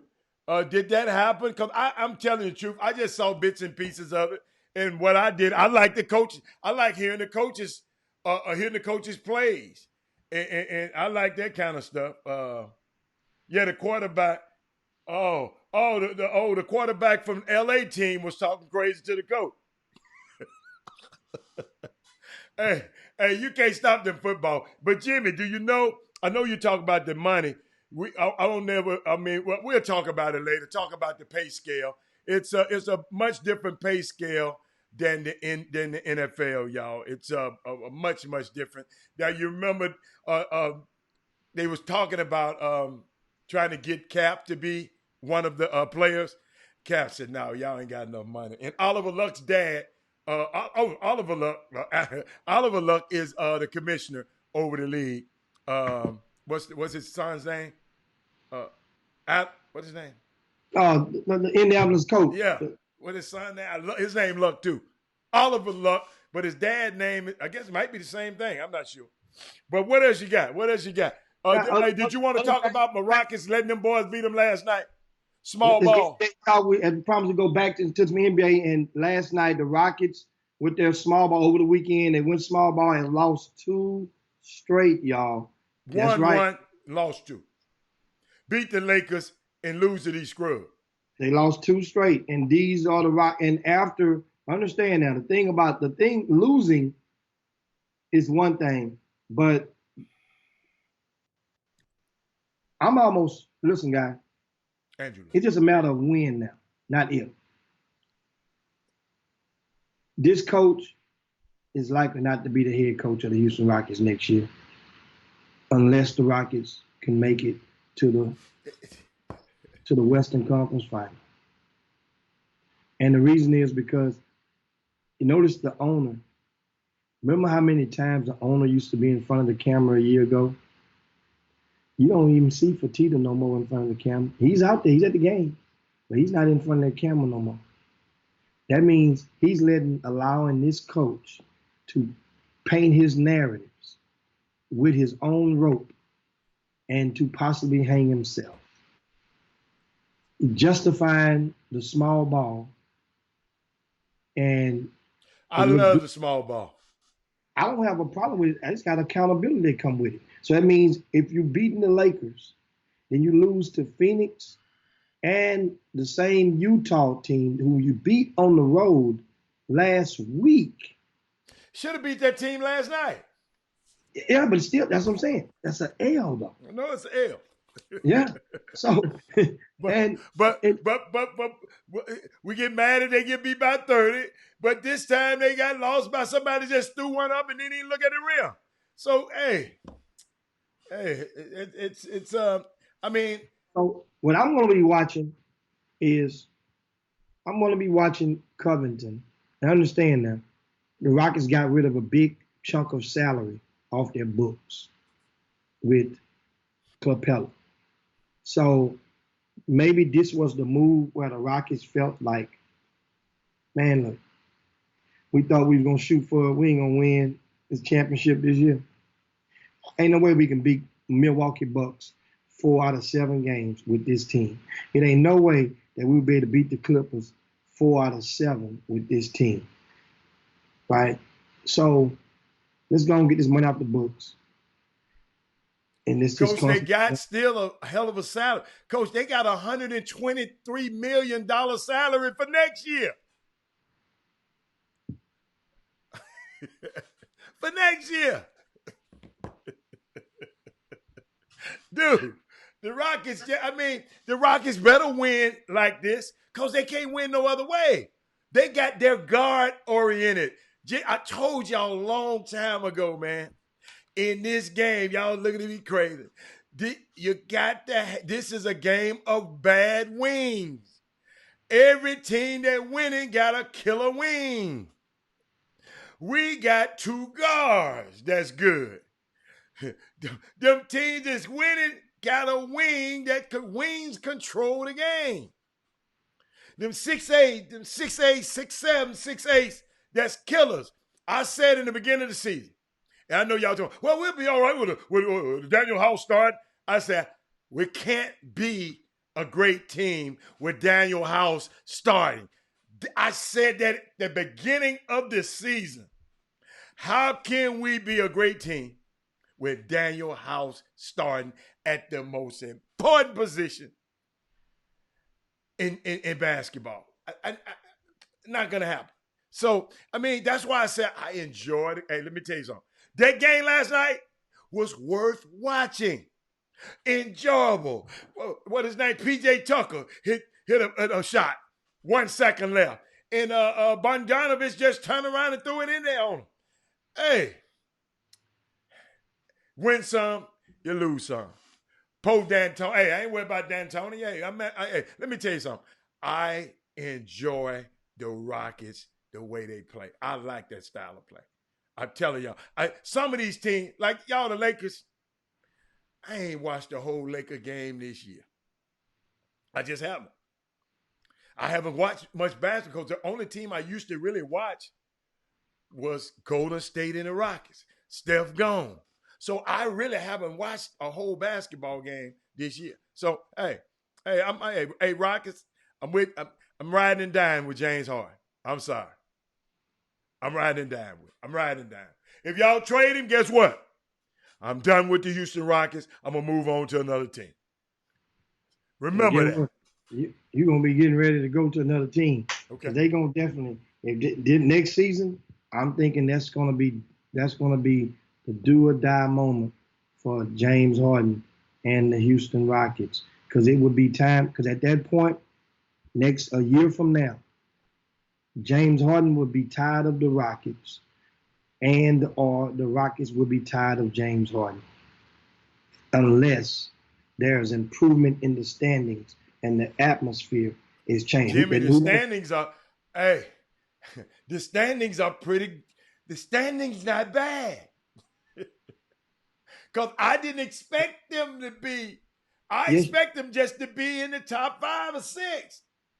I never said the Rockets was going to go and kill everybody. But I do know if James Harden hitting his shots, they can beat anybody. Problem is, James Harden was hitting his shots against Phoenix, and they lost by 30. But then Phoenix have a dude that's have career nights. They ain't never hit that many points in his entire life. Well, hell, that happened against Utah last night. And, Jordan Clarkson, it wasn't a career night, but it was a seasonal night for him. I just want James to have his regular night. I'm all right. These guys having career nights against my team, man. I mean, against the Rockets. Against James, I'm sorry. They still, y'all, hey, out of all of this, y'all, Jimmy trying to get the coach fired and James traded, and they still in 5th place in the stronger Western Conference. How about that? John Lucas need to take over. Well, if they can get rid of the coach during this season, I don't think they can get John will get an audition. You know, kind of like that time. But John is not the next coach in the next seat, is it? No, but sometimes it ain't always the coach in the next seat. It ain't always that. It's normally it is, but it ain't always that. So we'll see how that goes with the Houston Rockets. And of course, one thing we are seeing with the Rockets, we are speaking of the Greek freak guys, the Milwaukee Bucks. I mean, they looking good, man. They look, without the Greek, when he don't play, they're winning. When he doesn't, dude. I'm gonna do your favorite, Jimmy. This regular season, Jimmy. Regular season. Let's see what they're gonna do in the playoffs. Understand. With this team right here, they're the favorite in the Eastern Conference. Let's see what they're gonna do in the playoffs. Let's see. Wait a minute. Don't you do that for Don't you say that about the Rockets? No, yes, it applies. It don't apply to every team. Every team don't need to see what they're gonna do in the playoffs. We just know. They don't. This ain't put up or shut up for the Milwaukee Bucks. It's not put up or shut up. Their coach not on the hot seat. If they get knocked out in the first or the second round, their coach not about to get fired. Okay. So there's a big difference. Okay. Toronto Raptors, Nick Nurse, he's proving stuff right now. He came in there. It ain't like you can say this dude. Understand? No Kawhi Leonard, and these guys are 39-14. Why you have to give the credit to Nick Nurse? Why couldn't you give it to Masai Ujiri? No, because game time in-game decisions are attributed to the head coach. Personnel decisions are attributed to that GM or front administration. Now, with this team, who did they bring? What big ticket or big salary guy did they bring in after losing Kawhi this season? Toronto they just won yesterday without Kyle Lowry. Lowry didn't even play. Jimmy. The reason I said Masai Ujiri, right? They got a kid I can't even pronounce. I don't even know his last name right now. He is playing out of his mind. Let me find his name. They got a kid you ain't never heard about. Pascal Siakam. He was in the G League a couple of years ago. Now he's a max player. Fred VanVleet was in the G League. This is why I'm talking about Masai Ujiri. Because guess what? Nick Nurse wasn't coaching them then. Nick Nurse got them now. Let me get this kid's name, man. Y'all finna. All I'm talking about, while you look at the name, all I'm talking about is right now. Understand expectations. It was a big question mark. What would Toronto do? They've got their ring. They've got satisfied. They were hungry for that ring. Got it. They should have got it on a depleted Golden State Warriors team. And then you come, not only are you winning right now understand, you're winning with depleted with depleted stars or injured star every other night. There's been somebody sitting sideline and you're still winning. Have you ever heard of Terrence Davis from Ole Miss? Killing these last few games when these guys out. That's Masai Ujiri. Alan, you're talking about that's the personnel decision. He's gotten all the credit. We know what he's done. He's gotten his stripes on his sleeve, but this coach had to play with this team. And this coach inherited a team that had the best record in the league in the East. Alan, understand. This coach you talking about inherit a team that had the best record in the league. The coach who he replaced was coach of the year that year. Exactly. And then when you replaced him, you got the best player in the league of that year, which was Kawhi Leonard. Masai Ujiri. Hannah, you still understand something. Let me say this one more time. I am giving the GM all the credit in the world. He's the GM of all GMs. But I'm still saying, excuse me, sir. I'm not telling I'm just adding. You talking about Nick Nurse. You're taking away from the moment of what I'm saying to you. This coach has won 14 games in a row at the helm. Taking away. I call myself adding. You just got a pessimistic attitude, sir. I added. I didn't take away. The coach, you countered. Well, what about the coach who was there before him? No. I say, what about the GM who got the player? I say, well, the coach is still doing. Well, the coach, what about this one guy? I mentioned Masai Ujiri, and I'm talking about the coach. I was adding to it, and then I gave you those facts. Not opinion, facts. Once again, the longest winning streak in the history of the franchise. They are currently in the midst of right now. And what place they in? They're in second place. Nobody's going to be in front of Milwaukee right now. I just mentioned 45-7. These guys are rolling 14 in a row. And to put it in perspective, their last 5 games, Toronto, like Van Fleet had about 29 last night. The game before that, the leading scorer was Ibaka. The game before that, the leading scorer was Kyle Lowry. The game before that, the leading scorer was Davis. The game before that, the leading scorer was Siakam. 5 games, there have been 5 leading scorers for Toronto in the last 5 games. All win. Of course, they won 14 in a row. And, I mean, next up, they got Minnesota, Brooklyn, Phoenix is the next 3. Once again, Minnesota tonight, then Brooklyn, then Phoenix. These dudes didn't have Indiana, and then a week from Tuesday is the showdown at home against Milwaukee on a Tuesday night. That'll be a TNT game. Shout out, hey man, this, I wish it was a way to fast forward on to the end of the season because I wish we can just get to the playoffs. But right now, you still got to play the third quarter of the season, finish the third quarter. Because it's called a war of attrition. Let's see how good they be after 82 games. Let's see who's injured. Let's see who's hurt. Let's see how people are feeling after 82 games. That's why they go 82 games. So, hey, I'm with. We got 2 minutes left. That applies to everybody. I said that. You said let's see I'm what the talking NBA about game. The whole NBA that y'all brag about when it's to your convention, to your convenience. Well, it don't matter in the fight. It don't matter in the postseason.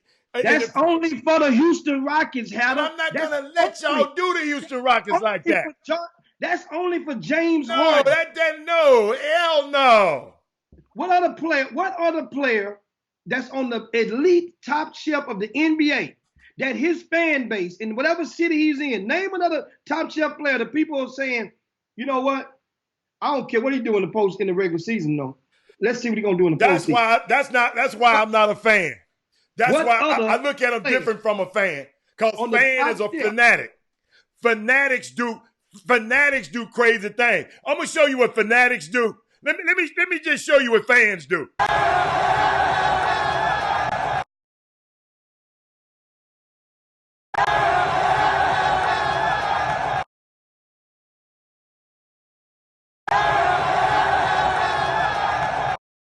Really worry about what fans say. The fan bases, they get put out of the game buck naked. That's what fans do. That's football. In basketball, they gonna fans squabble. In basketball, we just saw it. Fans come out the stand and squabble. Hey, but Jimmy, I forgot about this before we get off the show because we got 30 few seconds. That DeAndre Arnold, the kid that about the dreads that they wouldn't let graduate. They're talking about he can't graduate. Barbers they Hill had High him School. at the Oscars. The people that won the Oscar for Hair Love, they brought him and his family to the Oscars, and just it's so awesome. Matter of fact, I play video tomorrow. I know it's what I just shout out to DeAndre Arnold. Because what's the part of town that's up, Jimmy? What part of town? That's east of. What's the name of it? What's the name of the city? Huh? Barbers Hill. Barbers Hill. Yeah, they want the kid to graduate because his dreadlocks too long. Jimmy, they got a law that they got a petition that they call the Crown Law, the Crown something, that's gonna abolish people being able to discriminate against your hair and any kind of thing. So it's called a Crown something, the Crown Law, I think, like that. So I guess protect your crown. So that's it, man. Yeah, I'm good for the day. And guys, we said, guess what? Looking over at the clock, and yeah, that's it. Already, that's it. It's amazing how the Chop Shop is indeed the best 120 minutes of your day. Time goes so fast, and one of the things we hope that it does is to help you guys help fill a gap in the middle of your workday, wherever you may be. Make sure you share the show if you haven't done so to your timelines as well as your friends. Make sure you like our page, Chop Shop HTX, as well as go to our YouTube page, Chop Shop HTX, and follow and subscribe to us there. You make sure. Jimmy, Michelle, she gonna correct me. She didn't correct me. She just added to it. I know it's called the Crown Act. That's the name of the bill that's being passed to keep people from messing with kids and I guess even the workplace, Jimmy, from discriminating against how you wear your hair. So that's a unique topic. But Jimmy, I saw Unique Champion. I never seen that name on the feed today, and a couple of more names. And as we go out, of course, in Black History, the Crown, if I'm not mistaken, I think I heard it's an acronym for something. And it's not doesn't mean like the king, you're a crown. The crown, like the C stands for something, and the, I know the R is something about respecting something. It stands an acronym. One of you guys in the movie room can look that up. But on the Crown Act, but it's unique. Your head is where they're talking about it, and they use the acronym that it even comes to a crown because your head that's the top of your head that they're messing with. So yeah, they said corporate America is gonna be some against corporate America too. So hey, let's make it happen so y'all can wear your hair the way you want to. Yeah, and shout out to Rick Godfrey. I'm sorry, in the boom boom room. That's the voice right there, guys. Rick Godfrey. Remember, one of the routinely sings the Star Spangled Banner at least once a year. We know Dusty Baker gonna get Rick Godfrey back out there to sing the Star Spangled Banner or the national anthem for the Houston Astros this year. Rick, wait. Was Rick cheating? Was he cheating when he was singing? Was he pantomiming? He wasn't lip syncing. Okay. He was letting it go. It was coming through the pipe. Because they cheat, Jim. They cheated everything else. So I just wanted to make sure that Rick wasn't cheating with him. That's all. You know one thing. You notice not many baseball players are shooting at the Houston Astros.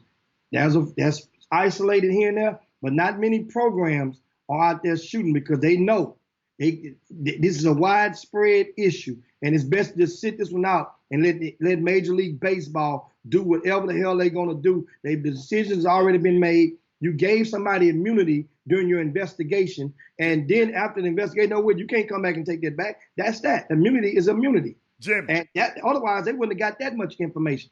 But A.J. Hinch, that's a whole nother topic. We'll deal with him later on. Jimmy, you were absolutely right. The Crown is an acronym for creating a respectful and open world for natural hair.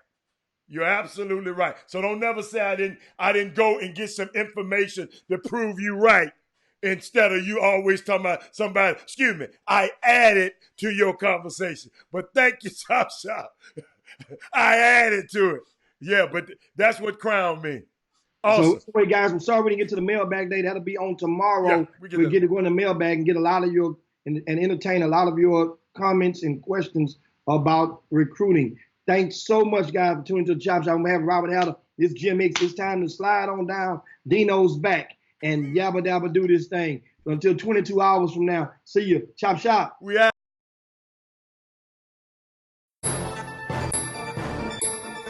Jim Hicks, Rob Hatter. You are now tuned in to the Chop Shop. I'm Retro. Let's get it.